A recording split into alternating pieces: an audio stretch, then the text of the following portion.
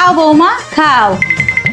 বাহ মা বাহ, আপনার বড় বৌমা বড় লোকের মেয়ে বলে নিজের, আর আমি গরিবের মেয়ে বলে পরের না।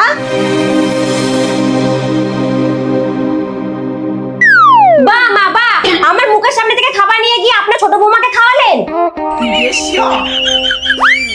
নাও এবার খাও।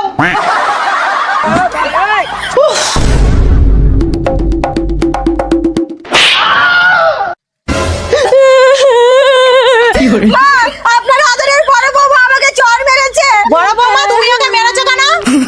এই বাড়িতে কিন্তু এইসব হবে না, আর যেন না শুনি। নাও এখন আমার পাকা চুলগুলো বেছে দাও।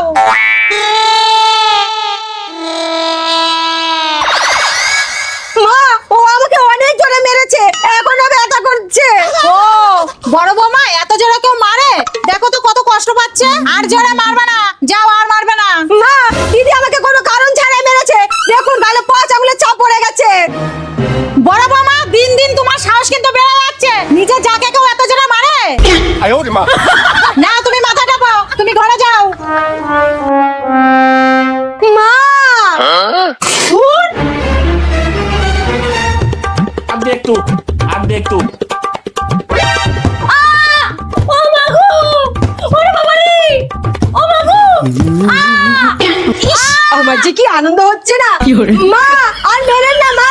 বাহ, যদি নিজের চোখে দেখতে পেতাম। মা,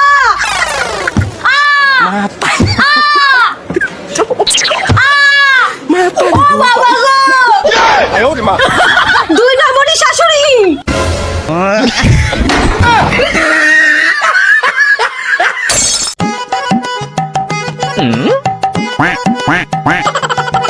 শাশুড়ি মা, বলো।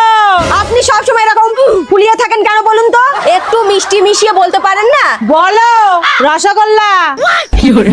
আমার ছোটবেলার স্বপ্ন আমি পুলিশ হব। আমি প্রস্তুতি নিয়েছি, এইবার শুধু আপনি পারমিশন দিলেই হবে। পুলিশের চাকরি আর তুমি? বৌমা আমি আজকে ভেবেছিলাম সারাদিন হাসবো না, কিন্তু তুমি সেই প্রতিজ্ঞাটাও রাখতে দিলা না। কেন মা, আমার মধ্যে কিসের কমতি আছে যে আমি পুলিশে চাকরি করতে পারবো না? ঘিলুর কমতি আছে। যাও ঘরে যাও।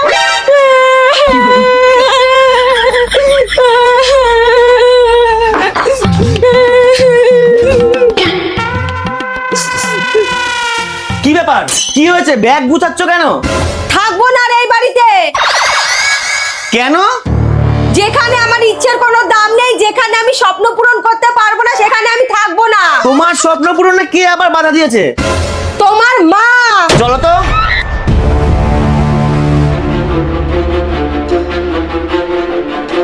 মা, ও পরের বাড়ির মেয়ে, ওর একটা ছোট্ট স্বপ্ন আমরা পূরণ করতে পারবো না? ওর স্বপ্নটা কি তুই জানিস? কি স্বপ্ন তোমার? পুলিশ আবার? পুলিশ হবে? পুলিশ? তুমি জানো পুলিশ কি করে? কেন লাঠি চার্জ করে? 哎呦我的妈！ অতটাও বোকা ভেবো না। হ্যাঁ, আমি আগে থেকে প্রস্তুতি নিয়েছি।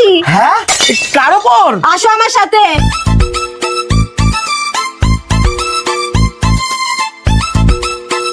এই দেখো, এই লাঠিটা চার্জে বসিয়ে দিয়েছি, এটা হয়ে গেলে ওটাও বসিয়ে দেবো।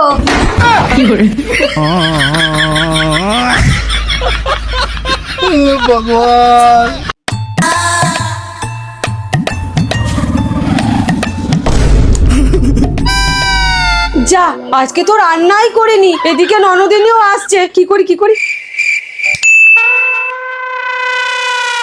ও বাবা গো, কি পেটে ব্যথা করছে, মরে গেলাম গো।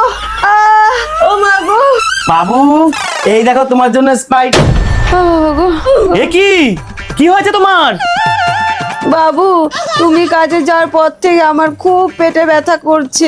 তুমি একটা কাজ করো, একটু আলু সিদ্ধ ভাত বসিয়ে দাও। না না, ভাত পরে হবে, আমি আগে ডাক্তার ডেকে আনছি।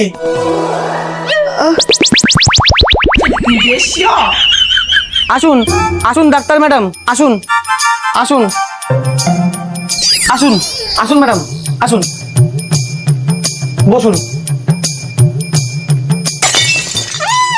বাহ, থামস আপ। ডাক্তার ম্যাডাম দেখুন। হ্যাঁ হ্যাঁ।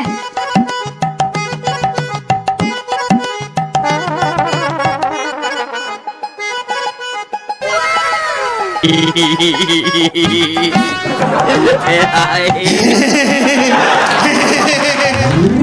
শুনুন, বাড়িতে যদি রুগী থাকে আর এই গরমের মধ্যে ডাক্তার দেখতে আসে, তাহলে একটু ঠান্ডা খাওয়াবেন। কিন্তু বাড়িতে তো এই তো থামস আপ আছে, আমি আবার থামস আপ ছাড়া কিছু খাই না। চশমাটা খুলুন, এইবার দেখুন। বাড়িতে এটা ছাড়া আর কিছু নেই। এইবার পেশেন্ট দেখুন।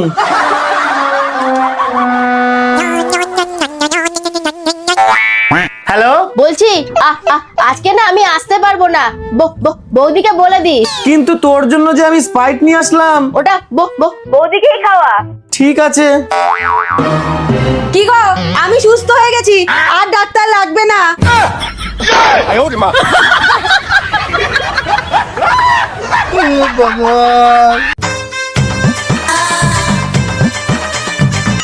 দিদি, ও দিদি, বাড়িতে আছো?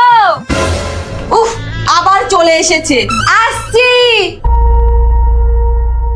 বলো কি লাগবে? আমি কি সবসময় নিতেই আসি নাকি? এই দেখো, টাবলুর বাবা আমাকে একজোড়া রিং দিয়েছে। প্রত্যেকদিন লোকের বাড়ি থেকে নুন চিনি নিয়ে বেড়াবে আর নিজেদের পয়সায় গয়না বানাবে। ওরে, ওই গয়না পরে তুই সুখী হবি না, বুঝলি? ও দিদি, কেমন হয়েছে বলো? ভালো। এইবার একটু চিনি দাও। এই নাও।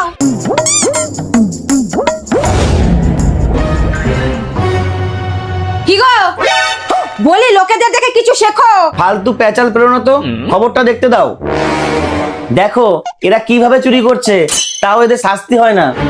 তুমি সারাদিন খবরই দেখো, আর যে প্রতিদিন আমাদের বাড়ি থেকে মশলা নিয়ে রান্না করে তাকেও তারপর রিং গিফট করে। কিন্তু আজকের দিনে রিং কে পরে? আমি পরবো, আমি। তুমি ওই রিং এনে দাও। ঠিক আছে, আমি বিকালে নিয়ে আসবো। এই সত্যি? হ্যাঁ। কই গো, শুনছো? চোখ বন্ধ করো। কেন? করো না। নাও, তোমার জন্য রিং নিয়ে এসেছি। সত্যি আমার জন্য নিয়ে এসেছো? দিদি, আমার সর্বনাশ হয়ে গেছে গো, রিংটা আমার বাড়ি থেকে চুরি হয়ে গেছে। চুরি হয়ে গেছে তো আমরা কি করব? যাও নতুন কেন গা। হঠাৎ এরকম ব্যবহার করছেন কেন দাদা? কিছুক্ষণ আগেই তো চা খেয়ে এলেন, তখন তো কত সুন্দর ব্যবহার করলেন। আমার কানে। 哎呦我的妈！ চোরের মায়ের বড় গলা।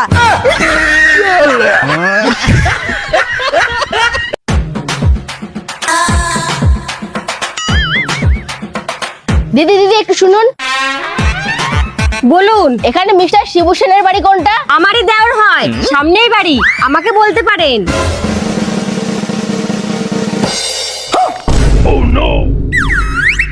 দিদি, এ দিদি, দিদি, এ দিদি। কি হয়েছে রে? কি ব্যাপার বৌমা, তোমাকে দোকানে পাঠালাম সদাই আনতে, আর তুমি সেটা না করে চিল্লাতে চিল্লাতে বাড়িতে আসছো? মা, আপনাকে আর দিদিকে মনে হয় এই বাড়িতে আর থাকতে হবে না। আমি জানতাম আমার ছেলে একদিন বড় বাড়ি করে দেখাবে। না মা, শুধু জানলেই হয় না, তার জন্য সব সময় পাশে থাকতে হয়। ওই যে কথায় আছে না, একটা পুরুষ মানুষের সাকসেসের পেছনে একটা মেয়ের হাত থাকে, সেটাই হলাম আমি। আরে আমার কথাটাও একবার শোনো। হ্যাঁ, এখন তুমিও ক্রেডিট নাও। শোনো, একটা ছেলে ভালো কাজ করে তার বউর সাথে থাকার জন্য না, মায়ের সুশিক্ষার জন্য, বুঝলা? মা, আপনারা শুধু শুধু ঝগড়া করছেন, আমার কথাটা তো শুনুন। মা, এই যে দেখুন, আপনার ছোট ছেলে সুমিতের বউকে নিয়ে এসেছে। সুমিত আপনাদের নামেও থানায় কেস করেছে, এবার জেলে গিয়ে ক্রেডিট নেন। তোমাকে তো আজকে। 哎呦我的妈！ মা, আপনি পা ধরবেন আর আমি হাত। তারপরে আমার পালা। আমার পছন্দের খাবার নিয়ে আসো বানাইয়া তুমি মেরে আছো। বৌমা, তোমার সাহস তো কম না, তুমি আমার আমের আচার খাচ্ছ। দাও বলছি, দাও।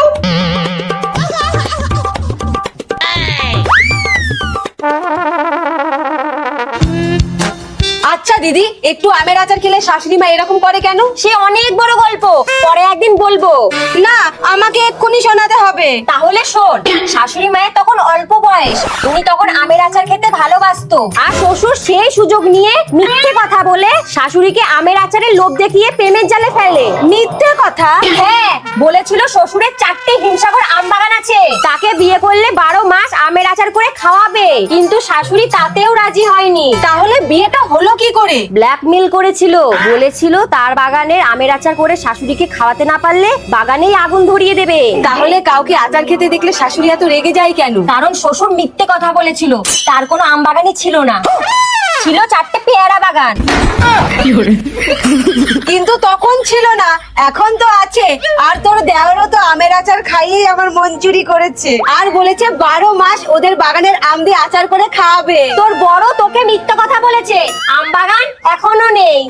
哎呦我的妈！ তাহলে ও যে আমার জন্য আমের আচার নিয়ে যেত, শাশুড়ির বয়ম থেকে চুরি করে নিয়ে যেত।